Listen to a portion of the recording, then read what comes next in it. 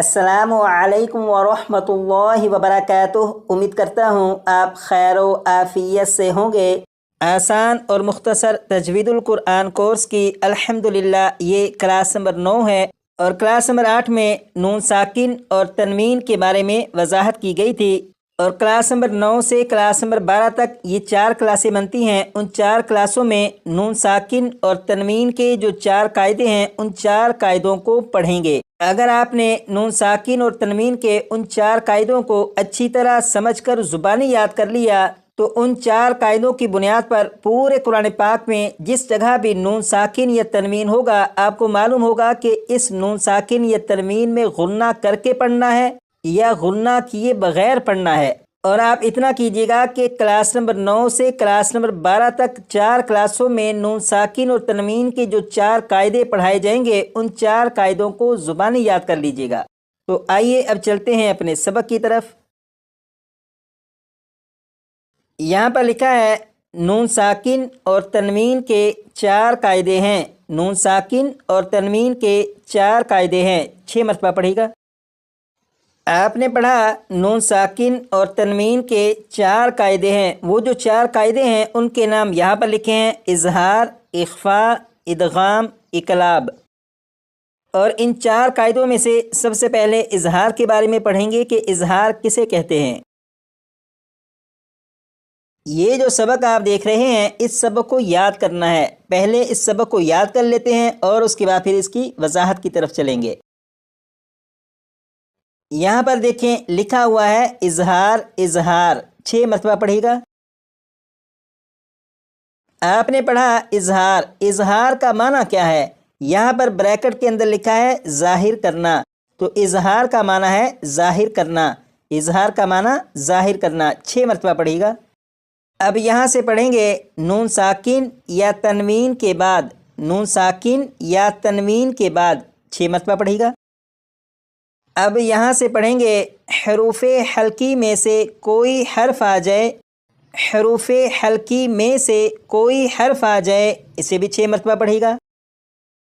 اب یہاں سے پڑھیں گے تو نون کو ظاہر کر کے پڑھیں گے، تو نون کو ظاہر کر کے پڑھیں گے، اسے بھی 6 مرتبہ پڑھے گا۔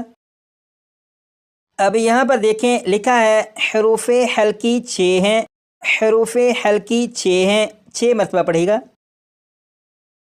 آپ نے پڑھا حروف حلقی 6 ہیں، وہ حروف حلقی جو 6 ہیں وہ یہاں پر لکھے ہیں۔ یہ جو 6 حروف ہیں ان 6 حروف کو حروف حلقی کہتے ہیں۔ اب ان 6 حروف کو یاد کریں گے۔ سب سے پہلے ان 2 کو، حمزہ حمزہ ہا 6 مرتبہ پڑھے گا۔ اب یہاں سے یہ 2 حروف حلقی مزید پڑھیں گے، عین ہا، انہیں بھی 6 مرتبہ۔ اب یہ آخری 2 حروف ان کو پڑھیں گے، غین خو، انہیں بھی 6 مرتبہ۔ اب یہاں پر دیکھیے گا، یہاں پر آپ نے پڑھا نون ساکن اور یہاں پر پڑھا تنوین۔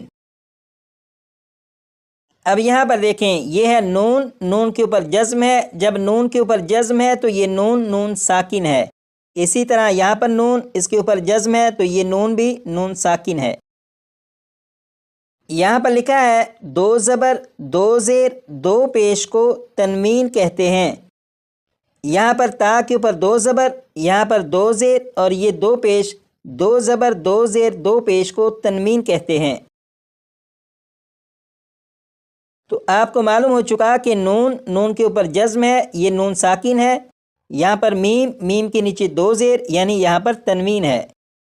اب میں یہاں سے پڑھوں گا، آپ غور کریے گا کہ یہاں پر نون ساکن اور یہاں پر تنوین کے آخر میں نون ساکن کی آواز، ان دونوں کی آوازیں ایک جیسی ہوں گی۔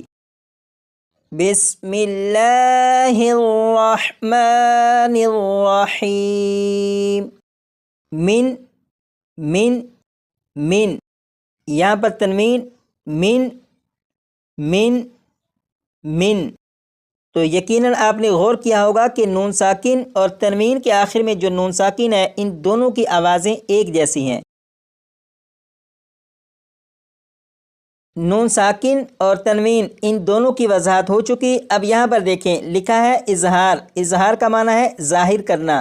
سوال یہ ہے کہ کس چیز کو یا کس بات کو ظاہر کرنا، تو اس کا جواب یہ ہے نون ساکن کو اور تنوین کا جو نون ساکن ہے انہیں ظاہر کرنا۔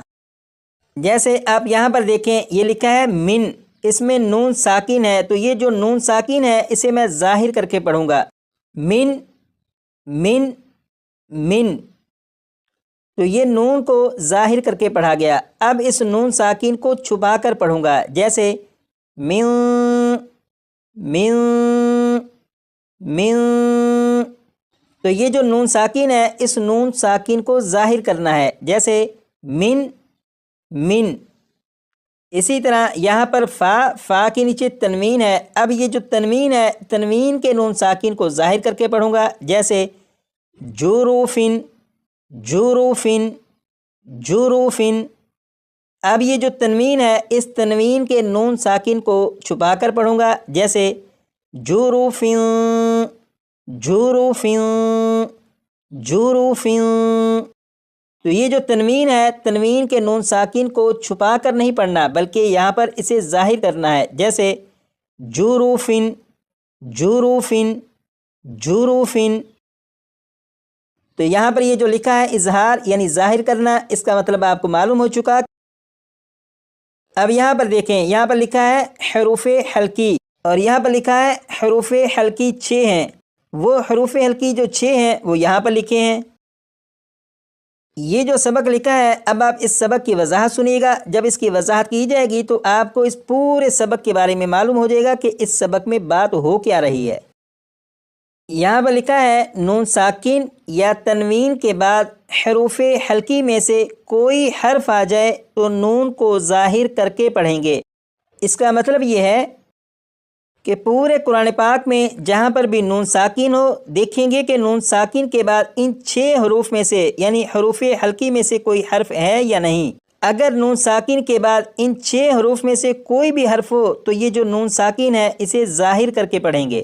جیسے آپ یہاں پر دیکھیں نون ساکن کے بعد خا ہے اور خا حروف حلقی میں سے ہے، اس لیے یہاں پر اس نون ساکن کو ظاہر کر کے پڑھیں گے، جیسے من خوفن من خوفن من خوفن، تو یہ نون ساکن کو ظاہر کر کے پڑھا گیا۔ اسی طرح پورے قرآن پاک میں جہاں بھی تنوین ہو تو دیکھیں گے کہ تنوین کے بعد ان 6 حروف میں سے کوئی حرف ہے یا نہیں۔ اگر ان 6 حروف میں سے کوئی بھی حرف آ جائے تو تنوین کے نون ساکن کو ظاہر کر کے پڑھیں گے، جیسے یہاں پر فا کے نیچے تنوین، تنوین کے بعد ہا ہے اور ہا حروف حلقی میں سے ہے، اس لیے یہ جو تنوین ہے اس کے نون ساکن کو ظاہر کر کے پڑھیں گے، جیسے جروفن ہارن جروفن ہارن، تو یہاں پر تنوین کے نون ساکن کو ظاہر کر کے پڑھا گیا۔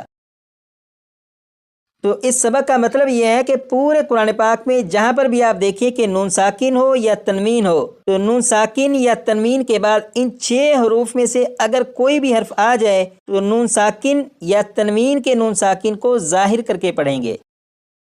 امید کرتا ہوں کہ آج کی کلاس میں یہ جو سبق پڑھا اس سبق کی الحمدللہ آپ کو سمجھ آ چکی ہوگی۔ آپ صرف اتنا کر دیجیے گا کہ اس سبق کو یاد کرنے کے لیے کم از کم 25 سے 30 مرتبہ پڑھ دیجیے گا۔